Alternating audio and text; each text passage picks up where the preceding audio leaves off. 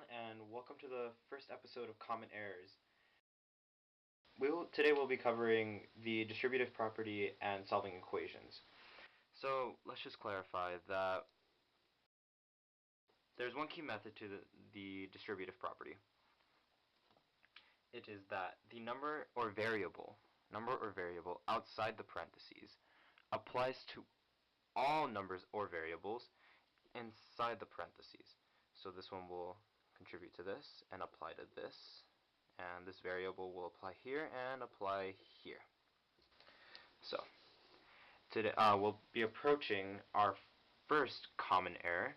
I will be making the errors in red marker and doing it correctly in blue. So the first common error is that people often forget to account for every number or variable inside the parentheses, whereas they'll distribute to this one and forget to distribute to the one over here. So their answer will look something like this, which is incorrect. You have to make sure to apply this number outside the variable to everything inside the parentheses. So the correct answer would indeed be 4 plus 1. Well, we write it over here, and you distribute it to this one as well. So your answer will be 4x plus 4. Now, we'll approach our second common error, which usually has to do with negative signs. Now, these often freak people out because, well, it's a negative sign, and everyone wants to stay positive. Sorry, I had to. The common error is that when they distribute, they forget to account for the sign. So yeah, they'll do the distribution correctly, but their answer will come out looking like this, or perhaps like this, not taking into account the negative.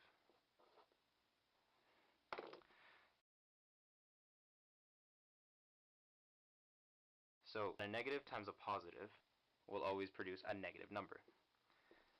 So as we distribute the 4 into this, we distribute the 4 into the x, and then we distribute it. You can rewrite this if you'd like as 4 times negative 1, which would produce 4x minus 4. Here you could rewrite it as negative 4 times x, and over here plus negative 4 times 1, which would produce negative 4x minus 4. Perfect. And we'll be approaching our third and final common error, which is forgetting to cancel out the negatives. So typically, they'll do the distribution correctly, and they'll start writing negative 4x minus 4. Ha! 2 negatives just makes it super negative. But that's not quite the case, when in fact you distributed correctly. Yes, congratulations. But you forgot the common rule that we were taught when we were children, that a negative times a negative always equals a positive number. So the distribution was correct, and we could rewrite this as negative 4 times negative x plus negative 4 times negative 1. A negative times a negative is a positive, so we can just rewrite that as a plus, and that will produce a 4x, and a negative times a negative is a plus once again. You could rewrite that as 4, and that would be the correct answer. Now in the second part of this video, we'll be covering common errors in solving equations. So one thing that ties in perfectly with solving equations is the order of operations. A lot of you guys went over this back when you were in middle school or elementary, some of you, and I'm pretty sure you guys are very familiar with the term PEMDAS. Yeah. So PEMDAS, I'm not going to write out the word because I'm lazy. So it's parentheses, exponents, so let's just do a little 4 to the n, that's the exponent, multiplication, division, addition, and subtraction. So, I just want to cover that the overall goal of solving an equation is to find the value of the variable that makes the equation true, or the statement true. So let's do a little example right here, where we have 7 minus x is equal to, let's say, 4, yeah? So the purpose of solving the equation is finding a value for x that makes this statement true. So what we would like to do is solve for x. So the main goal is to get x by itself. We'll subtract 7 to both sides. First step.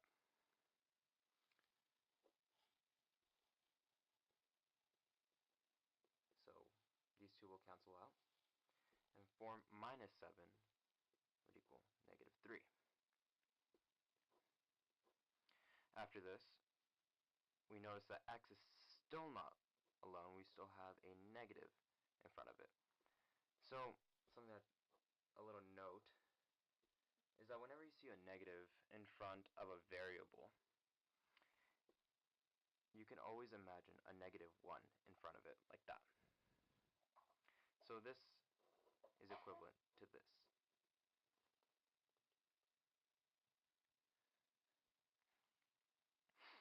So what we can do here to get x by itself is divide by negative 1. So our final answer will be, and as we know, a negative divided by a negative, or a negative times a negative, is a positive. So we'll get x is equal to 3. And just to prove it true, we can plug this back into the original equation. Plug this into the original equation, and we'll have 7 minus, and we have our x value, which is 3, equal to 4. So 7 minus 3 is 4, making this true. Now there are common errors that come with solving equations. Number one usually has to do with parentheses. So here's this equation we have here. Again, I'll be making the errors in red marker. So the common error here is that people try to take this number out of the parentheses automatically. So what they do is they think, oh, I'll just add 4 to both sides, and this will cancel and this will cancel. So I'll be left with 3n is equal to 10, and n is equal to 10 over 3. Yay! Well, you just broke PEMDAS. Congratulations. What you really want to do is you want to follow this. This is a guide almost. So the correct steps are, let's rewrite this equation first. Make it pretty again. The first thing you want to do is, well, let's go down the order. Parentheses. Is there anything you can do inside the parentheses? And the answer is no. Then you look at exponents. Well, this is to the first power, so you can't really do anything with that. Multiplication. There's nothing to multiply. Division. Now, that's where we have something. We see this 3 on the outside. A good thing to note is that parentheses are always a good sign of multiplication. So you can picture this as, whenever you see a parenthesis, feel free to picture a little multiplication symbol. Or if you prefer, the little dot. That's perfectly fine as well. In front of the parentheses. Always indicates multiplication. So what we can do here is instead divide both sides by 3 as an attempt to get n by itself. So these two cancel out, leaving us with 1. And this will simplify to 2. So we're left with 1, n minus 4 is equal to 2. Now, feel free to distribute the 1 into the parentheses, but anything times 1 is itself. So here we have n minus 4 is equal to 2. So our final step to get n by itself is to add 4 to both sides, so you're left with n is equal to 6. You can always check your answer by plugging in this value into the original equation. So we have 3 times 6, our newfound value for n, minus 4 is equal to 6. Well, 3 times 6 minus 4 is 2, is indeed equal to 6, making this correct. Now, we have another common error dealing with parentheses. Often, instead of trying to get the negative 4 out, or adding 4 to both sides, sometimes they try to subtract 3 to both sides. Now, what needs to be noted here is that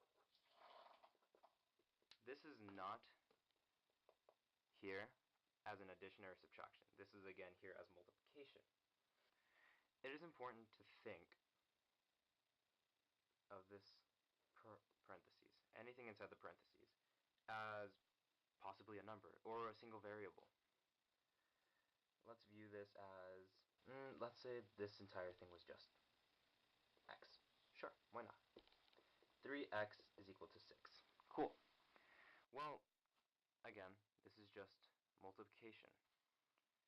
So it would not make sense to subtract x or subtract 3 to both sides. This is multiplication after all. With that noted, I already solved it up here, so you know me, I'm too lazy to rewrite the entire thing.